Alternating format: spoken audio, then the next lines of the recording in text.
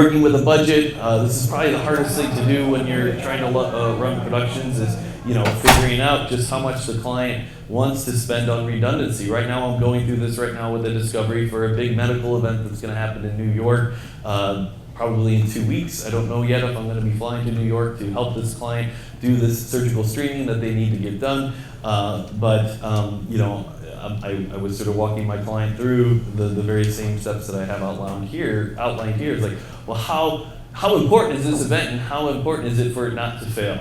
Because that's going to dictate our budget, right? What's our liability if this thing doesn't work?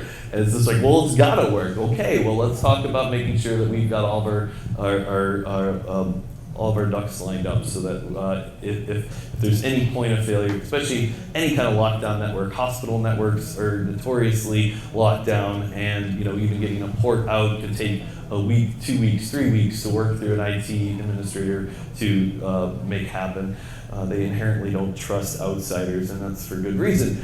How do you present your bid? This is interesting. I know a lot of videographers in my area in BC. In fact, there's a Videographers Association in British Columbia that I've presented at. But it's interesting, when you talk to people about how they present their bids to clients, how do they outline it? Is it just, they come up with a lump sum that's going to cover every base? Do they outline all their equipment costs so that they know it's going to be extra if, something else happens day of, like, oh, hey, can we get an extra monitor over here? Or, trying to, again, cover all your bases in terms of what needs to happen, and outline it so that they know if they want changes, this is what it's going to cost.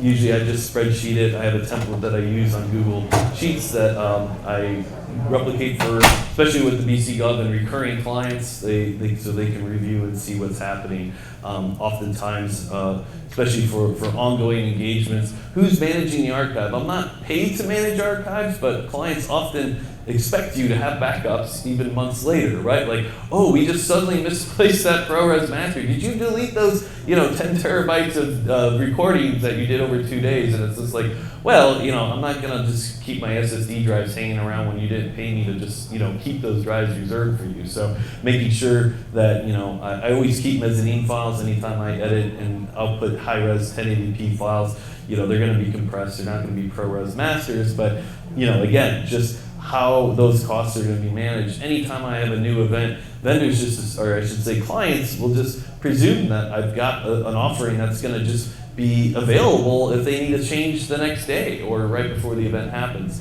Like, hey, can we add a paywall in front of this at the last minute? It's like, well, that's a pretty big change, and we need to discuss who's going to be collecting the money. How do you want to manage? It's a big conversation that, again, I try to make sure during my discovery I call it out to the clients.